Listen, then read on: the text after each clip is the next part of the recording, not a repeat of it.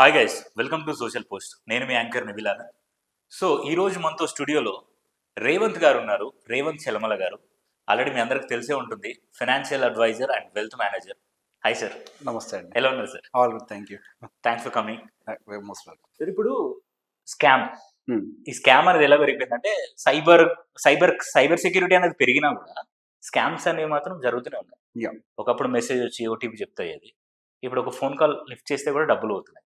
And ఇది ఇలా పక్కకు పెడితే ఈ స్టాక్ మార్కెట్, ఈ ఇన్వెస్ట్మెంట్ లో కూడా భారీ స్కామ్ జరుగుతున్నాయి సార్. అవును, అసలు ఈ స్కామ్ అనే దాన్ని ఎట్లా గుర్తించాలి, అసలు ఎట్లా జాగ్రత్త పడాలి? అది స్టాక్ మార్కెట్ ఒకటే కాదు, రియల్ ఎస్టేట్ కూడా విపరీతంగా పెరుగుతుంది. రెప్యూటెడ్ కంపెనీస్ కూడా చేస్తున్నాయి. ఈ మధ్య మన బ్యాడ్ సిచ్యువేషన్ ఏంటి అంటే చాలా కంపెనీస్ లో ప్రీ లాంచ్ అని చెప్పి ఎన్ని అవునవునవును చిట్టీల పేర్లతోటి కావచ్చు, రకరకాల స్కామ్స్. సో బేసిక్ గా మన దేశంలో ఆడిట్ అవ్వట్లేదులే కానీ హైయెస్ట్ డబ్బులు పోయేది నాకు తెలిసి స్కామ్స్ లో. విపరీతమైన డబ్బులు, అసలు వెల్త్ అంతా వైప్ అవుట్ అయిపోతుంది ఎక్కడ అంటే స్కామ్స్ లో.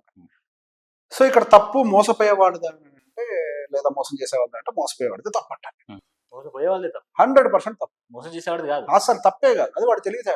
అసలు అప్రిషియేట్ చేయాలి. అబ్బాయి ఎట్లా నమ్మించినవారు అన్న చెప్తాను ఎందుకు పూర్తిగా. మనిషి జీవితం ఆశకి భయానికి మధ్యలో ఉంటుంది, ఈ రెండింటికి మధ్యలోనే ఉంటుంది.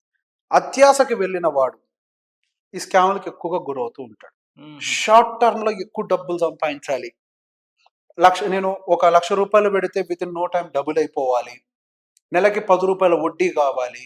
మీరు గమనించండి, ప్రతి స్కామ్ వెనకాల ఇవే వినపడుతూ ఉంటాయి. నెలకి ₹10 వడ్డీ, 2 సంవత్సరాల డబ్బులు అమౌంట్ ఇస్తాం, మా భూమి కొంటే మీకు విత్ ప్రిన్సిపల్ ప్లస్ ఇన్కమ్ అంతా కలిపి ఒక డబుల్ అమౌంట్ మీకు ఒక 2-3 years లో రిటర్న్ ఇస్తాము. ఇవే వినపడుతూ ఉంటాయి. అదే స్టాక్ మార్కెట్లో అయితే మేము మీకు కాల్స్ ఇస్తాము, ఇంత డబ్బులు సంపాదించవచ్చు. సో బేసిక్గా ఈ ఆశ ఉన్నవాళ్లే కదా స్కామ్స్ కి గురయ్యేది. ఇప్పుడు ఒక చేపను ఎత్తాలి అని అంటే ఎరయ్యాలి, అంతే. ఇక్కడ ఎర్ర కూడా అవసరం లేదు, మెడలో బోర్డు వేసుకొని తిరుగుతుంటాం మనం. నాకు అత్యాశ ఉంది రా అని బోర్డు వేసుకొని అంతే. అడిగి పెద్ద కష్టం కూడా లేదు అడిగి. నీ అత్యాశే వాడికి ఎరా, వాడు ఏం చేయట్లేదు అసలు. ఇన్ఫాక్ట్ అంత డబ్బులు వస్తాయి, ఇంత డబ్బులు వస్తాయి అనగానే అది రెగ్యులేటెడా కాదా చెక్ చేయకుండా నువ్వు ఎట్లా పోతున్నావు? రెగ్యులేటెడ్ కాకపోతే నువ్వు ఎందుకు వెళ్తున్నావు దాని జోలికి? మొత్తుకుంటుంది కదా ప్రభుత్వం, పోకుండా అన్రెగ్యులేటెడ్ ఆర్గనైజేషన్స్ దగ్గరికి అని. మరి నీ ఒళ్ళు బొలుపు కాదు అది. ఫస్ట్ ఏం చేస్తారు వాళ్ళు కూడా, స్టార్టింగ్ లేదా కొంతమందికి డబ్బులు ఇచ్చి ఆశ చూపించేస్తారు. End of the day last ఒక బ్యాచ్ ఎత్తుకెళ్ళిపోతారు. ప్రాబ్లం ఎక్కడుందంటే మనలో ఉంది. సో ఎప్పుడైనా మనము ఒక ప్రాసెస్ నమ్ముకోవాలి. లైఫ్ ఎప్పుడు సక్సెస్ఫుల్ అవుతుంది, మనం ఎప్పుడు ఇన్వెస్ట్మెంట్లో సక్సెస్ఫుల్ అవుతాం, మన డబ్బులు ఎప్పుడు కోల్పోకుండా ఉంటాం అనేది ఒక ప్రాసెస్ నమ్ముకున్నప్పుడు. సో మనము ఒక హ్యూజ్ వెల్త్ని క్రియేట్ చేయాలి అని అనుకుంటాం. మనం టార్గెట్ ఏం పెట్టుకుంటాం, 100 కోట్లు సృష్టించాలి అని పెట్టుకుంటాం. ఈ 100 కోట్లు ఉన్న ఒక్క దాన్నే కనుక మనం చూస్తూ ఉన్నాం అనుకోండి, ఇక్కడి నుంచి ఇక్కడికి మధ్యలో ఒక గ్యాప్ ఉంటుంది. ఆ గ్యాప్ లోకి స్కామ్స్టర్ ఎంటర్ అయి డబ్బులు తీసుకుని వెళ్ళిపోతాడు. అలా కాకుండా ఈ 100 కోట్లు అచీవ్ కావాలి అంటే దానికి ఒక ప్రాసెస్ ఉంది అని అనుకున్నాం అనుకోండి, మీరు ఎప్పుడైతే ఈ 100 కోట్లు అచీవ్ అవడానికి ఈ ప్రాసెస్నే చూస్తున్నారు అనుకోండి, ఈ మధ్యలోకి ఎవరు రాడు. తెలియకుండా మనం రీచ్ అయిపోతాం. కానీ అదే చూసుకుంటుంటే దీన్ని చూసి 100 కోట్లు అచీవ్ అవ్వాలి అంటానికి మనం రియలిస్టిక్ అప్రోచ్ని మర్చిపోయి ఇంకేదో ప్రయత్నాలు చేస్తే స్కామ్కి గురైపోతాం. There is no short cut, there is no high return, అసలు ఆ వర్డే లేదు. లెట్ మీ టెల్ యూ, ఈ భారతదేశంలో ఈ ప్రపంచంలోనే 12% రిటర్న్ వస్తే యూఆర్ డూయింగ్ గుడ్ అని ఎనీ ఇన్వెస్ట్మెంట్. 15% వస్తుంది అంటే యూఆర్ వండర్ఫుల్ అని. మరి ఏంటండి 25 అంటారు, 30 అంటారు, 40 అంటారు, ఎక్కడి నుంచి వస్తాయండి? లేనిది ఎక్కడి నుంచి సృష్టిస్తారండి? అట్లా లేని దాన్ని వెనకాల పరిగెడితే మరి ఏమవుతుంది? బోర్లో ఒక్కలు పడతాం, స్కామ్ అవుతుంది అంతే. అందుకే నేను చెప్పేది, వాడు తెలియగలవాడే, వాడు బాగా స్క్రిప్ట్ రాశాడు. ఇక్కడ తప్పేవరిది? మన బుర్రది.